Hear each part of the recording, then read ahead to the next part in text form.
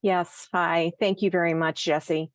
My name is Christina Pompa. I'm the Deputy Planning and Zoning Officer overseeing the Planning Division. We have a great forum for you this evening to discuss the new web tool for comprehensive zoning. It'll be live on Monday, May 1st.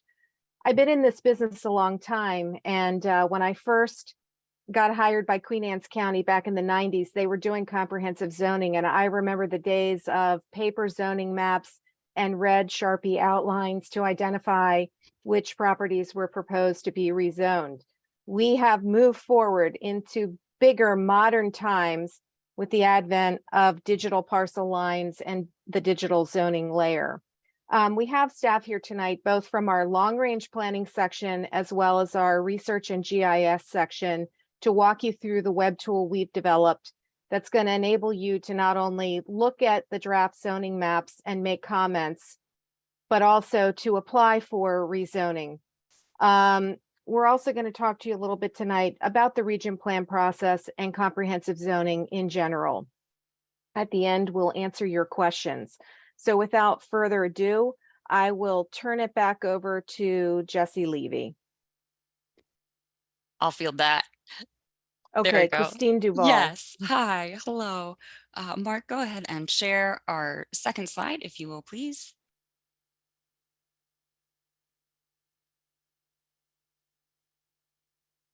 Back one. Thank you so much. Okay, good evening again, everyone. Before we jump into the presentation, we're going to cover a few of the meeting etiquette points. First and foremost, please be courteous, as the goal is to share this information and provide helpful guidance to all attendees and those catching this session on replay. That's right, we are recording. So we will be posting this video online for you and others to view in the future. Later in the meeting, we'll have a Q&A session, as Christina mentioned. So please note the tools at the bottom that you can use to participate. We ask that you raise your hand to verbally share a question, and do remember to unmute yourself, or you can use the Q&A feature to post questions for all to see. You'll see there's already an example in there right now. And we'll do our best to respond during the presentation for questions that are put in that Q&A box or verbally during the Q&A session. As a reminder, we are here to talk about comprehensive zoning. Please hold questions on other topics.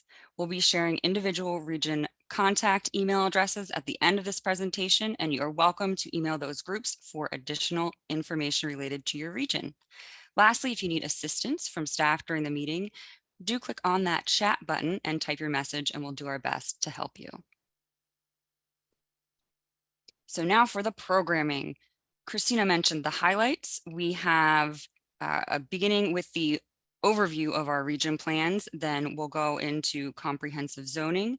We'll check out some demos on how to comment on those draft zoning maps, as well as how to submit an application for a change in zoning if you are the property owner or representative. And then we have that Q&A session that was mentioned, and that's where you can ask questions about these processes. Finally, we'll cover some next steps and opportunities for involvement. Today on this webinar, we have a handful of staff who are here to support. We have Christina Pompa, who mentioned she's the Deputy Planning and Zoning Officer for the Planning Division. We have Cindy Carrier, who leads Long Range Planning, and we have Mark Burt, who leads the Research and GIS section. Providing support throughout the presentation, we have Michael Stringer, Jessica Levy, and me, Christine Duval.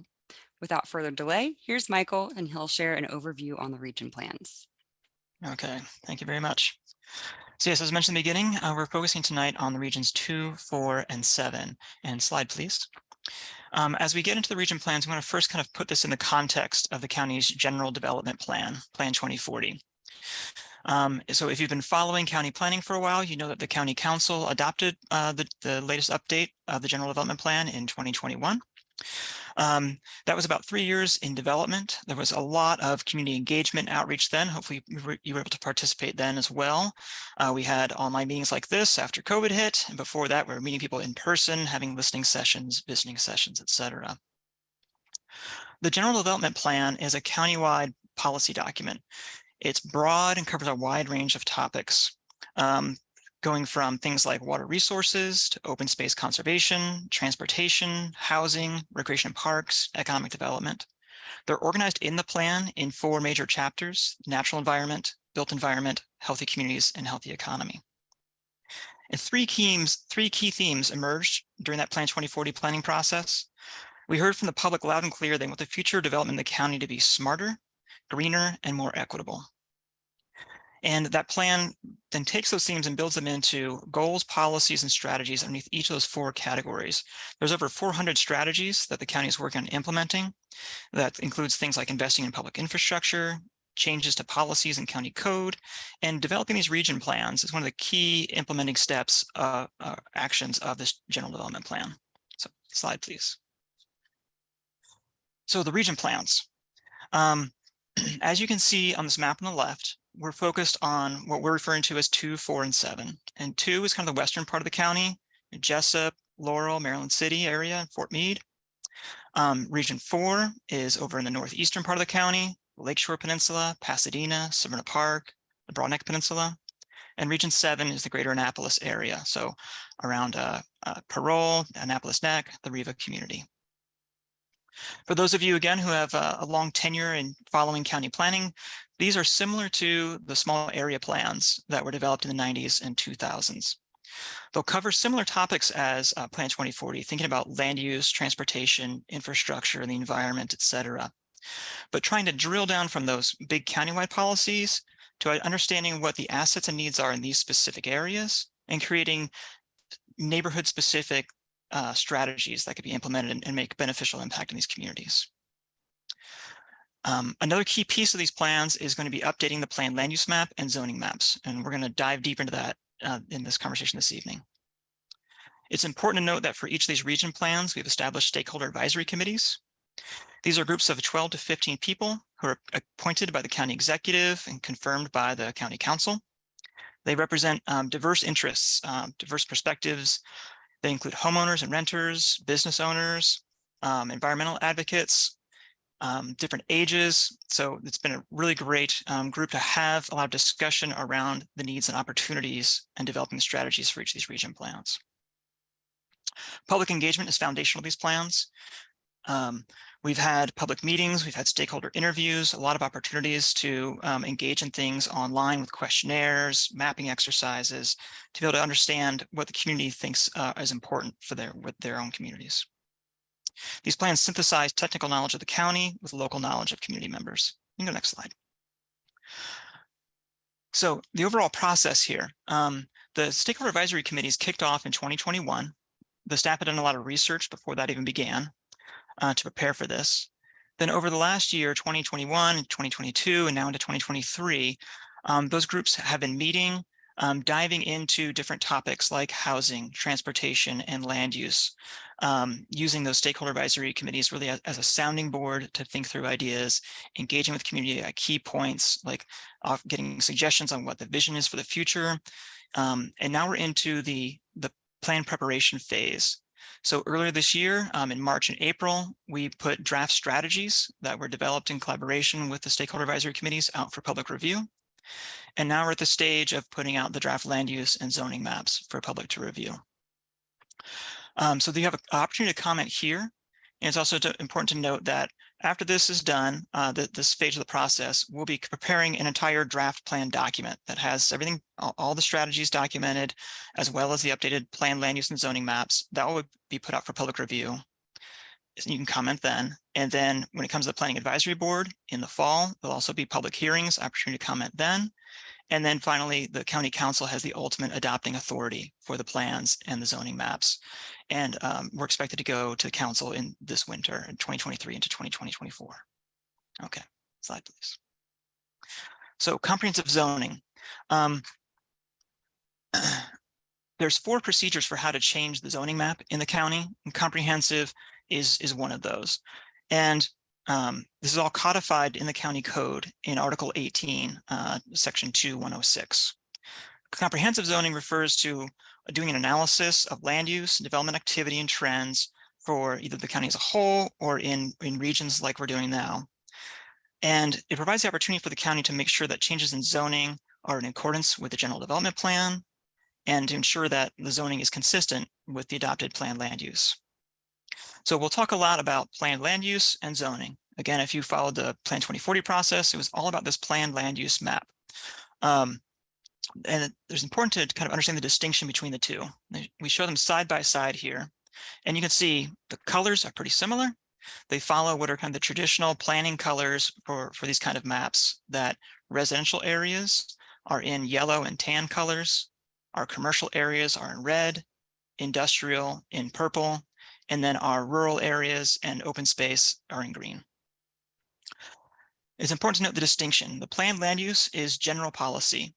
There's fewer categories, they're bigger and broader, and it helps us think big picture around how the county has developed and how we want to see it develop into the future, how we organize that, try to use our land most efficiently, protect our environmental resources, protect our cultural resources. The zoning map becomes more specific. It's codified, so it's in the county code. And there's two pieces. There's the map itself, and then there's the requirements in text of the code. So you'll often hear people refer to a zoning map and then the zoning text or the zoning code. And that zoning code includes specific requirements that development projects need to meet when they come in for review, for things like what uses are allowed, the scale, the setbacks from the property lines, the parking requirements, the height of structures. Those are all requirements in the zoning code. So it's important to note that planned land use is policy guidance. The zoning is the code requirements. And you might ask, why do we have two different maps? If they look pretty similar, they're doing similar things. And there's a couple good reasons. One is that you want to have that big picture policy view of thinking about where overall we want to guide development. And then you also want to think very specifically about properties and neighborhoods. So the two kind of balance out that bigger picture and more site scale picture. And then two, by setting up two different maps and two different procedures for changing them, like through the general development plan and through a comprehensive zoning process, it makes you be very deliberate and thoughtful in a change. It's not just a snap of the fingers and one quick little process to be able to change something, for example, from a residential use to a commercial use. You need to change both the planned land use map and the zoning map. And those two steps kind of ensure there's deliberation and thoughtfulness put into that. Okay, slide, please.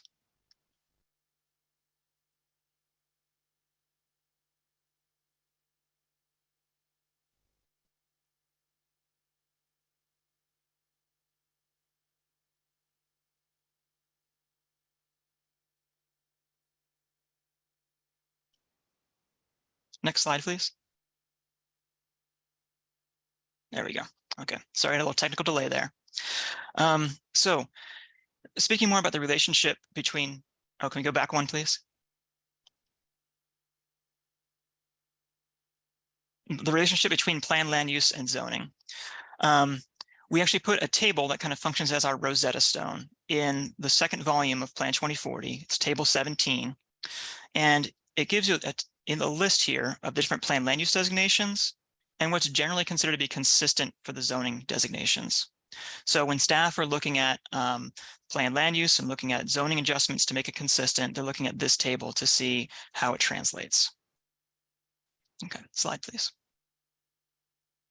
So before we actually show you the nice online tool to be able to view the zoning map and what changes look like, I want to talk through just in general the types of changes that you're going to see on the map.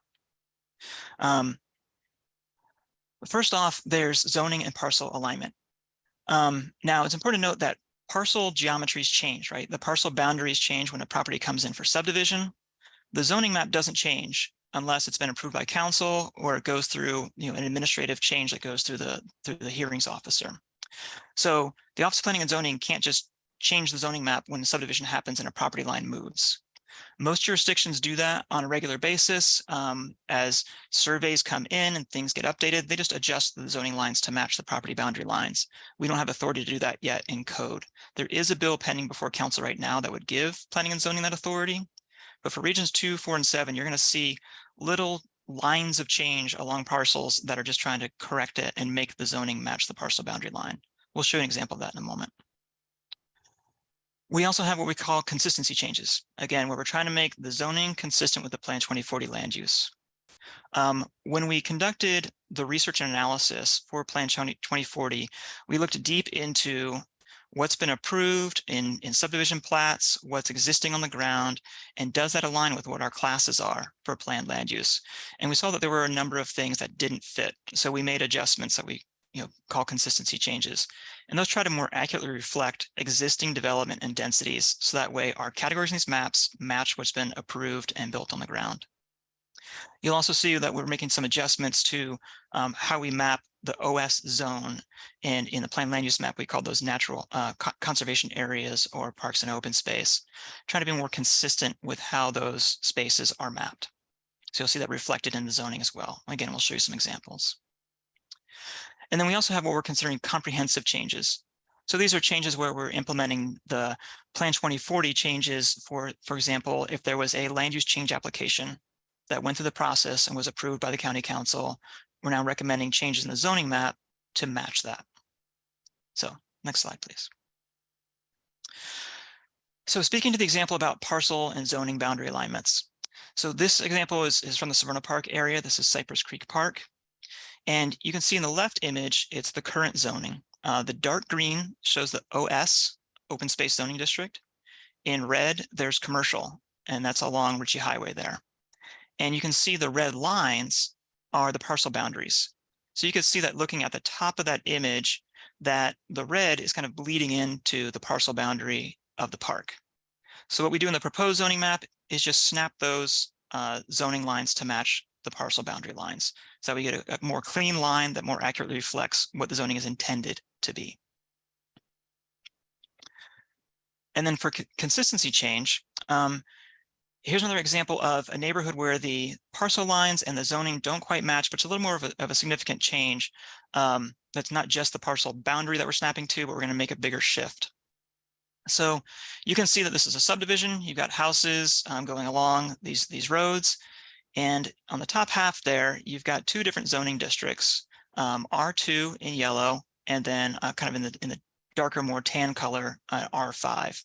So R2 is generally 2 houses per acre. R5 is generally 5 houses per acre as a density. That's one subdivision. And you have 2 different zoning districts in it. The lots are all pretty much the same size. It was approved at, as one development. So what we've done is we've looked at that density that's been approved in that subdivision and then aligned the planned land use in Plan 2040 to match that.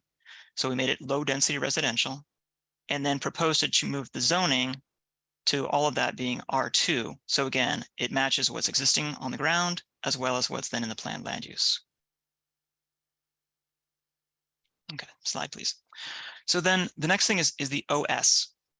The OS zoning district was created in the 1970s in the county, and it was roughly mapped based on floodplain maps by the Federal Emergency Management Agency, FEMA, in their 1985 iteration of flood maps.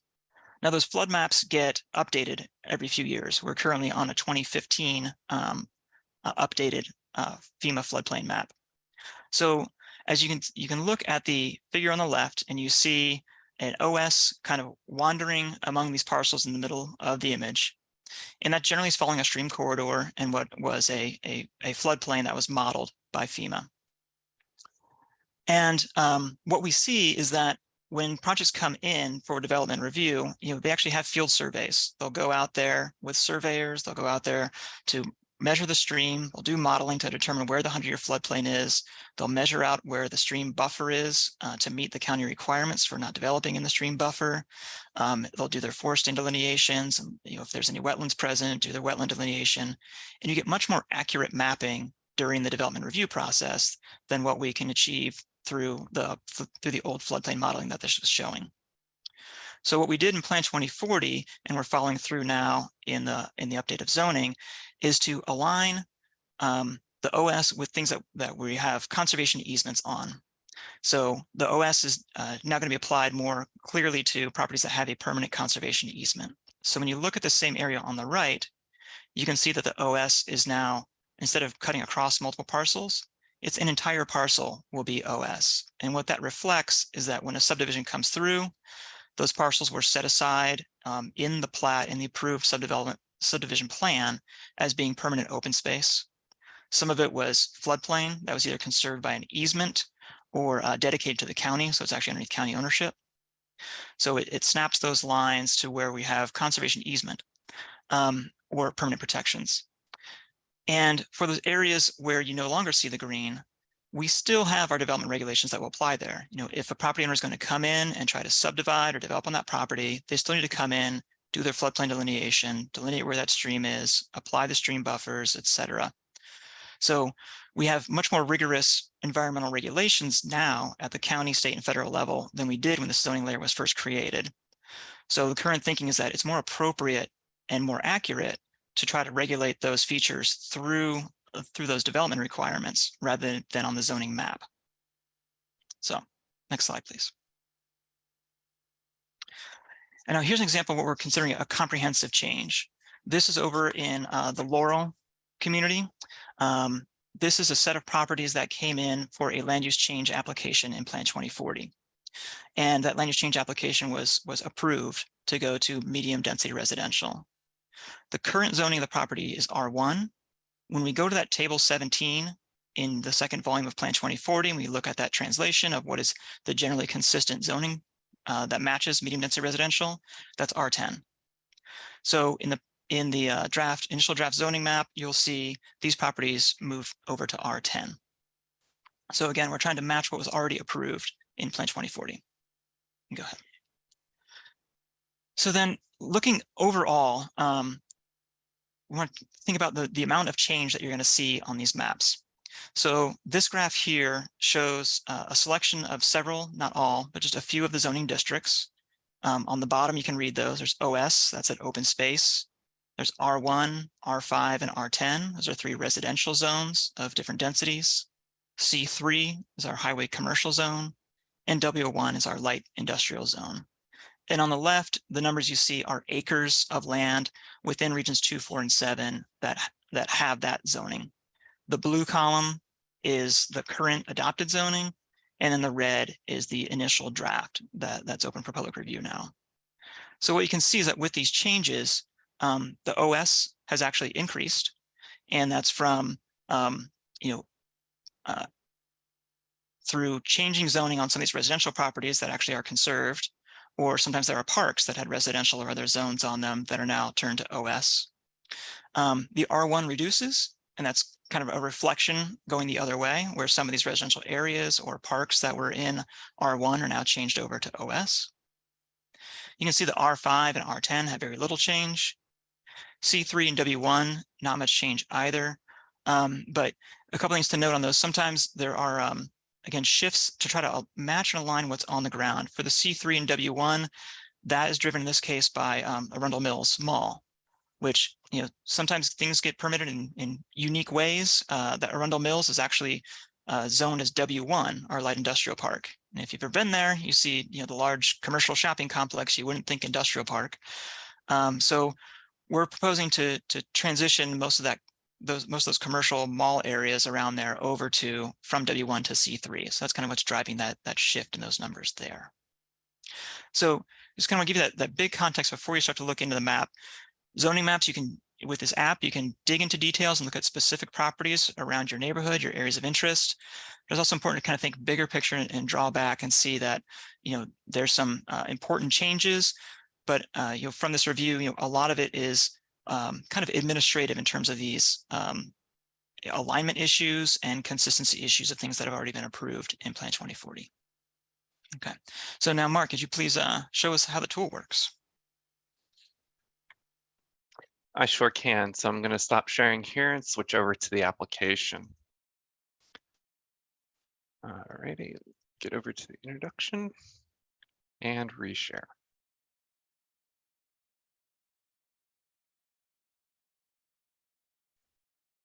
Okay. Well, good evening, everyone, and welcome. I'll be demoing the region plan comment on initial draft zoning map tool that the research and GIS section has developed for comprehensive zoning review. When the app opens, you'll land on the introduction tab.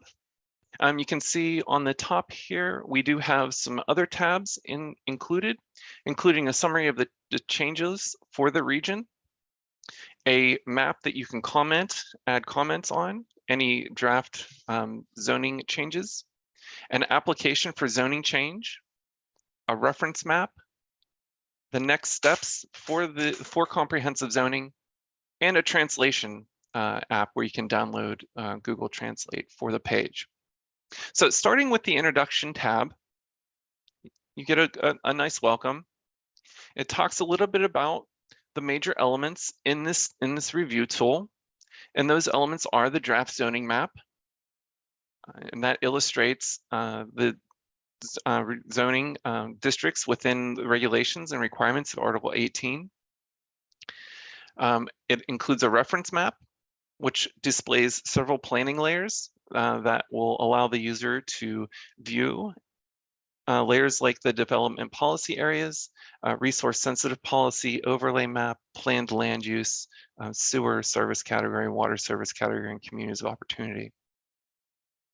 The next, it does include an application for zoning change, and this application can be filled out by a property owner or that property owner's agent. And we'll get into a little bit more about all the questions in the application here in a minute. And like we said before, the next steps tab gives you what to expect coming up for comprehensive zoning. And with that, we have mentioned that the open comment period for comprehensive draft zoning map will be from May 1st to June 1st, 2023. And the app does have some great navigation in it, some links to text, and some other information.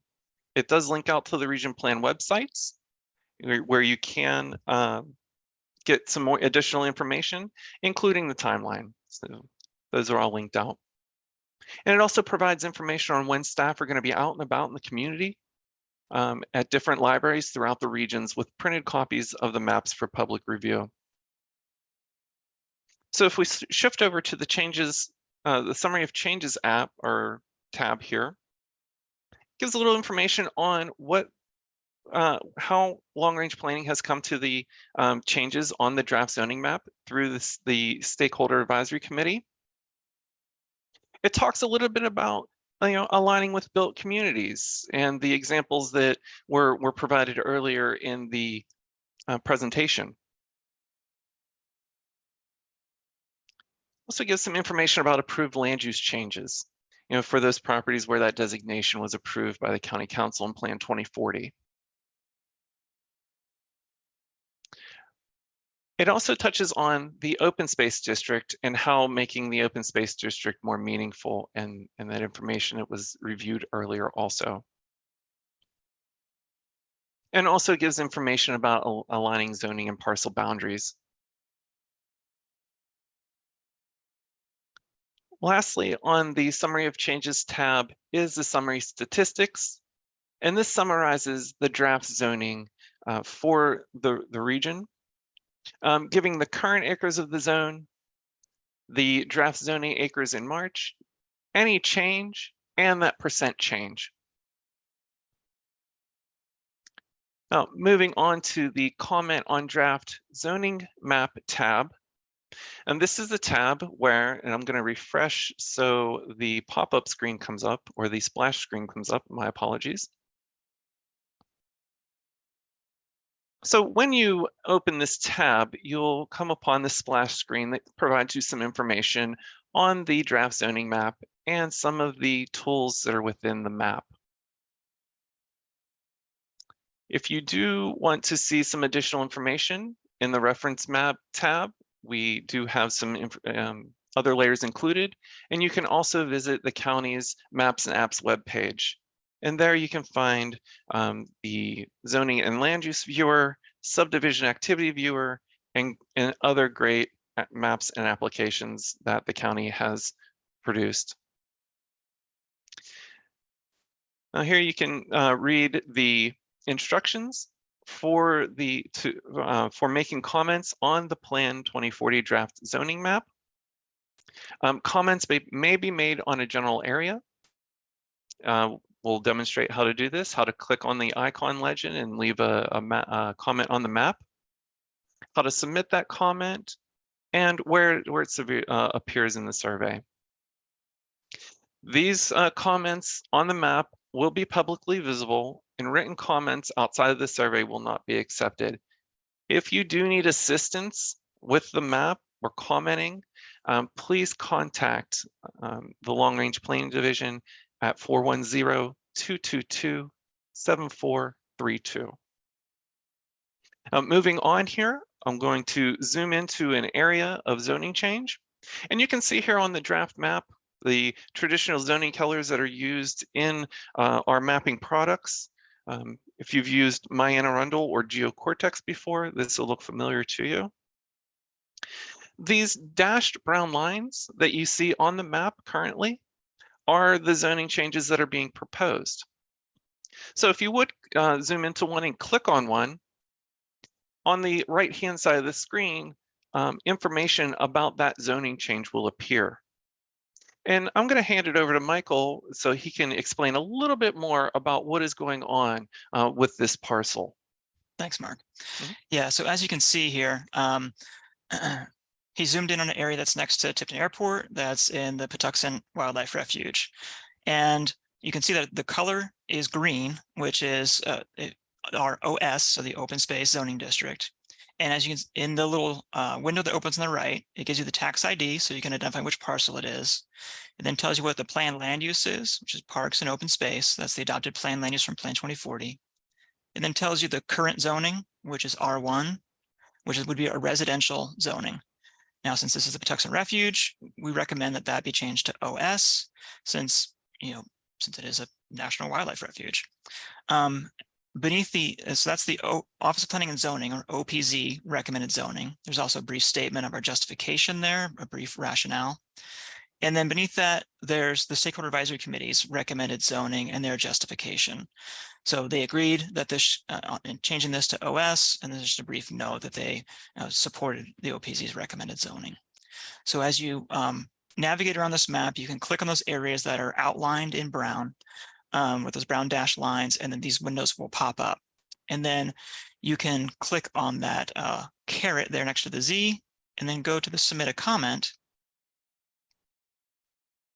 And you could respond and let us know if that's something you agree or disagree with. And Mark, can you walk them through the questions there? I sure can. So you saw when to add a comment, I'm going to click back using the back caret. To submit a comment, there is this orange tab at the bottom of the comments pane that has a plus button and says submit a comment. So click on that and the comments pane opens up on the right side of the screen. And you can see beside the cursor to the right there, it says click to add a point. So since we were talking about this zoning change here in the Patuxent Research Refuge, we'll go ahead and click on that. If you notice that in the dropdown for click on the map's location, it added the Patuxent Research Refuge North. If you are looking for a specific parcel, you can enter a parcel. You can enter an address into the search tool, which looks like an hourglass or a search glass, sorry. So once you add a point to the map and it locates where that point is, there are some questions that it asks just for some detail. So the first question is, do you agree with the proposed zoning, region draft zoning for this property? You can either agree or disagree. Based on your comment, if you disagree, you can select from the drop-down list which zone you feel most appropriately represents that property or parcel. And then from the next question drop-down, what is the primary reason for your opinion? You can pick from some opinions that we regularly hear that come up about zoning.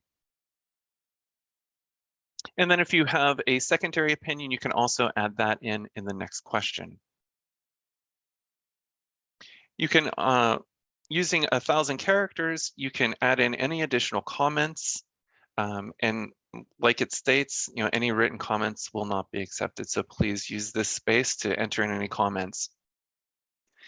And then, for research, or not for research, but for long range planning to either answer your comment or get back to you, we request that you enter your name and phone number and email address. Once you have answered all the questions, you would go ahead and click report it, and it will add your point to the map. I'm going to click back out and click on this point over here so you can see what a comment will look like and how you can comment or like a comment. So this is an agreeing comment. This is a great place for, this is a great open space for animals in the community.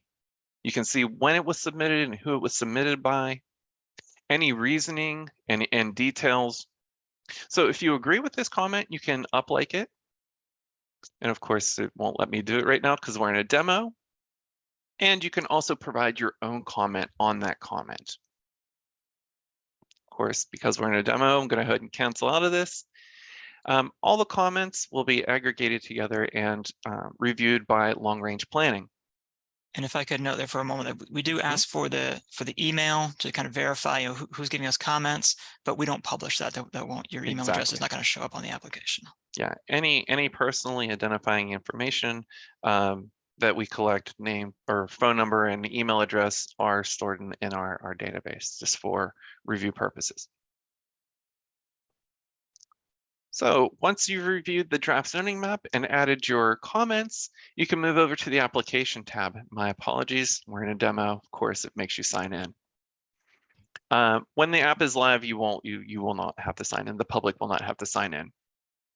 And Mark, if you'd like to, we could return back to the slide deck just for a moment before we. Yeah, sure, most definitely. Thank you for the reminder there. Yep.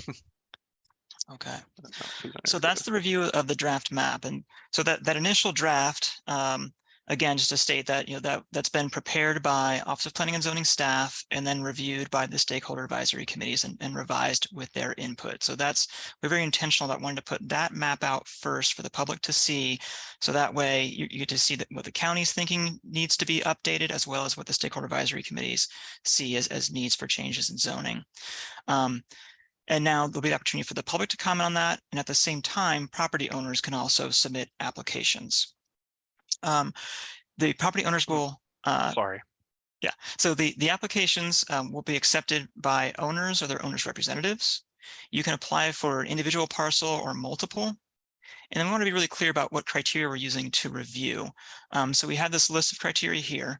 And these will be on the website as well for easy review, that we're going to be looking at to see if it's consistent with Plan 2040, the development policy areas, the planned land use, whether it's consistent with the existing uses around it and it's compatible with the surrounding area, whether it's consistent with the defined sewer service area, right? Whether we provide public sewer to an area or not is a huge driver and limiting factor for where we can put density in the county, right? So in rural areas, we don't provide sewer service. In our more urban areas, we have sewer service. And then on the next part, there's a support of greater diversity of housing options in communities of opportunity. And this is trying to speak to housing affordability and housing choice in the county. There's a link to this map of communities of opportunity that's in the reference maps on the website. Mark can share that in a moment. It was also in Plan 2040. This is a map that's developed by the state and then it's been refined by the county, with the intent really being that looking at trying to not further concentrate low-income communities, but to be able to provide affordable and diverse housing choices in more areas around the county. The next one is being consistent with prior land use and zoning decisions. You'll see we've mentioned multiple times here that there are things that have been approved by the county council in Plan 2040, and we as staff are generally are following that. And of course, providing public benefit. And then the last one being supportive strategies developed for the region. The region, for regions 2, 4, and 7, they all put out in March and April their draft strategies for public review. So we're looking at those ideas that have been developed by the stakeholder committees and through community input of, what are the important challenges to be addressed, opportunities to be captured, improvements that we want to see, and how can the zoning really reflect what we're saying in those strategy statements. So with that in mind, Mark, can you show us the app? I sure can. Let me switch over to that again. All right, so now that we've heard Michael tell us about the criteria for the review of zoning changes, let's see how we can apply for these zoning changes, whether if you're a property owner or the, the agent for a property owner. So when the application opens, you'll see the same information at the top that was provided in the introduction tab, that the application will be open from May 1st to June 1st, 2023. And property owners or the representatives who would like to have a zoning change on their property can file a zoning change application. Now, if you want some further information, we do link out to a fact sheet. So if you want to know what zoning is, we have that information, or what planned land use or comprehensive zoning and how it differs from administrative zoning. There's quite a few questions that are answered there on the long-range planning facts. We'll go back to the application here. There is also a link out to the region plan websites if you would like more information on those region plans. We will provide the email for each region. Of course, for this one, since we're doing the Region 2, a demo on the Region 2 application, the Region 2 email is available here. So let's get into the application for rezoning. So the first question is, which region are you applying for a zoning change? If you do not know your region, we do have a link out to a map that will show you the regions. In this map, once you click off that, you can look for your address, and it'll zoom to where that address, where you're located. So for this, we'll pick region 2. So if you are submitting for a single property, you can put the address into this address, find an address or place toolbar, and it'll zoom to that address. You also put your address in here. It double asks for the address just so we can verify in the map that the address is the correct address. If you are asking or requesting a rezoning on multiple properties, you can zoom into an area. We'll zoom into region 2 here. Whoop. And zoom in this map is Control and the center scroll button. You can also use the plus and minus to zoom in. So if we are looking to rezone multiple properties, once you zoom in, the parcel layer will appear. And say we want to rezone these 3 parcels here. So we'll use the freehand tool to go ahead and draw a line around these parcels. It doesn't have to be exact. We can get it as close as possible. And from that, we can get the tax account numbers. Now, if you do not, or we ask for the associated tax account numbers. If you do not know your tax account number, you can use our external GIS viewer, Arundel. And that takes a minute to load. I do want to show you how to find a tax account number in here.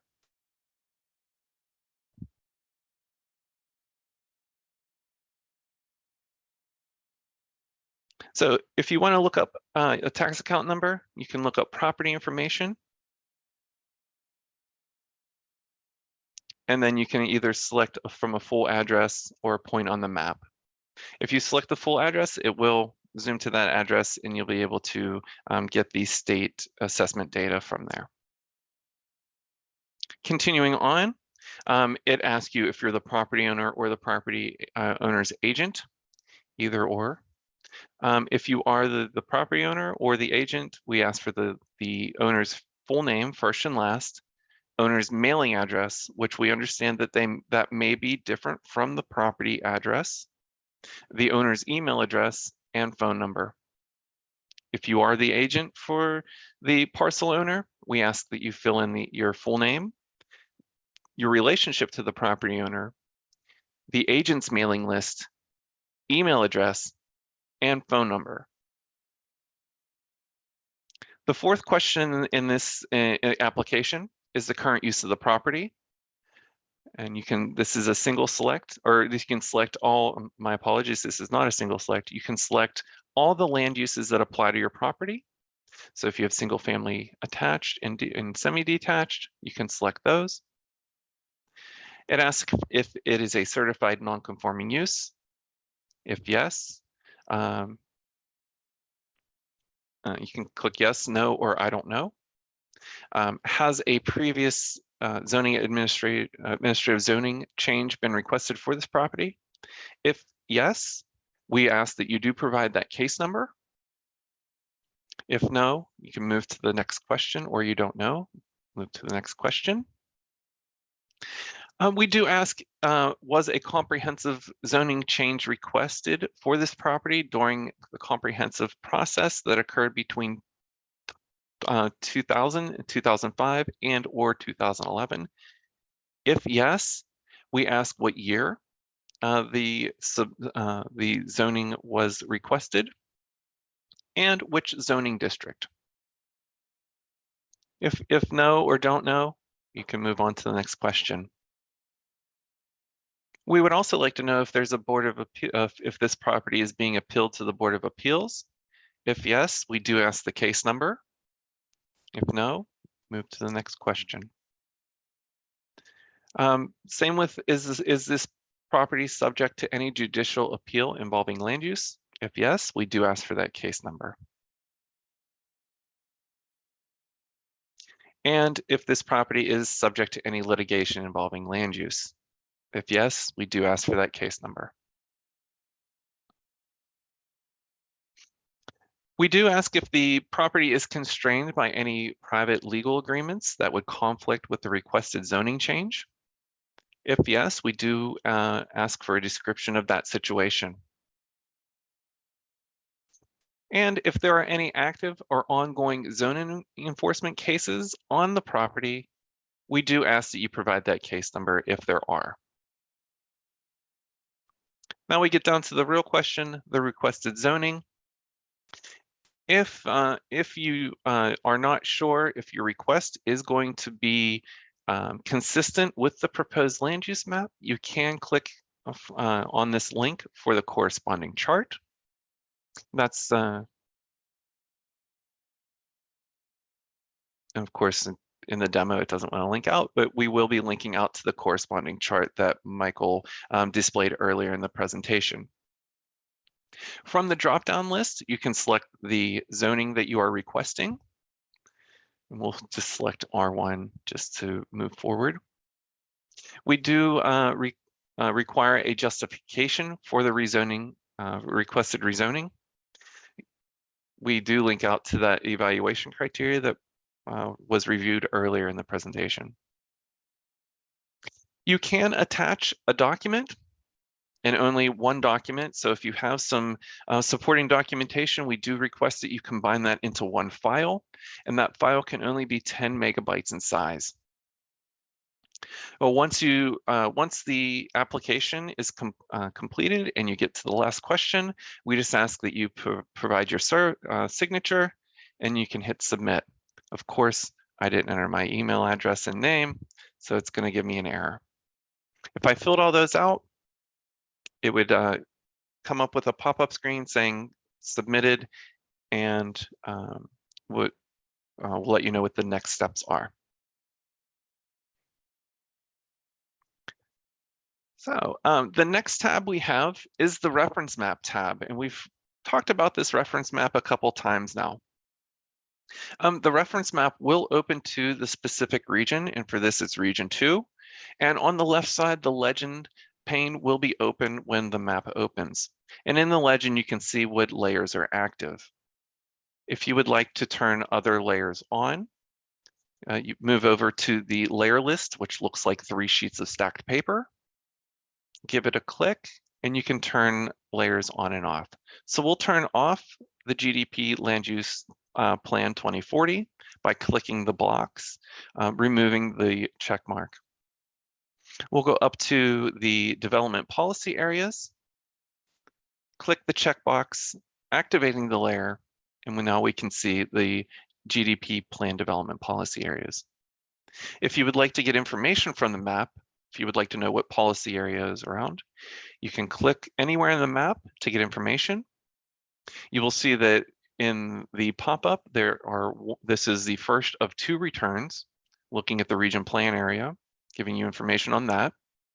You will see a right caret, and you click on that for the next feature, and that'll give you the next feature selected. In this case, it is the GDP development policy area, critical economic area. If you would like to find an address or a place, you can enter an address into the address bar.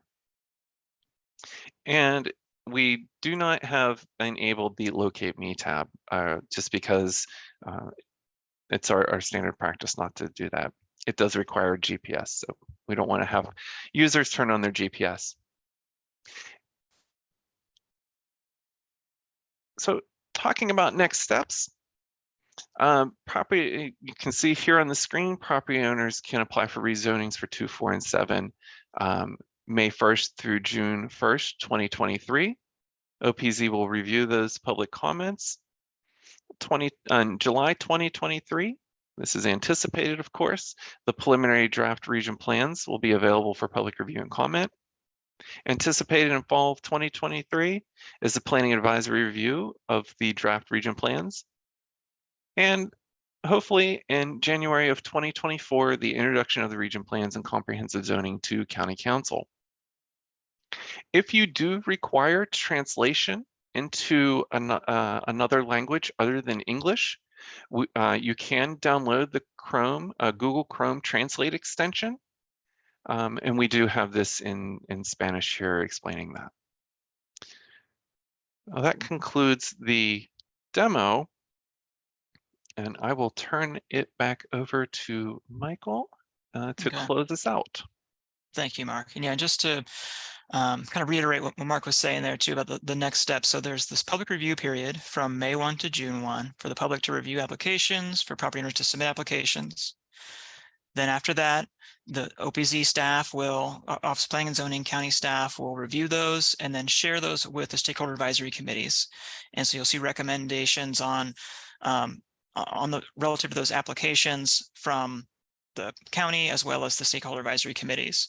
That all get packaged up into the draft plan that will go out for public review. So you'll see the strategies, you'll see the zoning and land use maps updated, and you'll be able to provide comment on that. And then we'll go to Planning Advisory Board, where again, there's opportunity for public comment.